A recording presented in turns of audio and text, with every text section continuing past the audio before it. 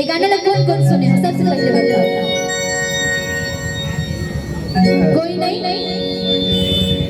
कौन कौन सुने ये दादा बस 2-3 जन बस और एक भैया उठाई करो। हाँ 4 और ये दीदी ये छोटी सी बच्ची सुनी। अरे शर्माओ मत भैया शर्माओ मत बिल्कुल बिंदास बताओ कौन कौन सुने हो ये गाना। हाँ हाँ बढ़ाते संख्या बढ़ाते बड़ा धीरे धीरे फिर से बताओ कौन कौन सुने ये गाना। अरे वाह वाह वो भैया उधर से भी देखो हाथ पर 2 हाथ करके 2 बार सुने हो। अच्छा ठीक ये गाना सुने हो तो अब बताओ कि पढ़की पर ना राम राम बोली अब मोर हका बोल इमा है राम राम बोल मैया पढ़की पर बिना।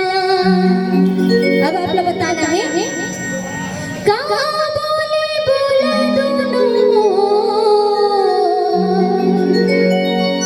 बताइए नहीं पता सुने चाहिए काला बता बता।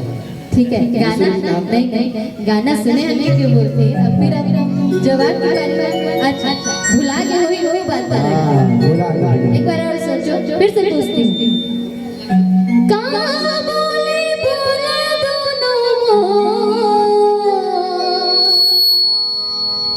बताइए कोई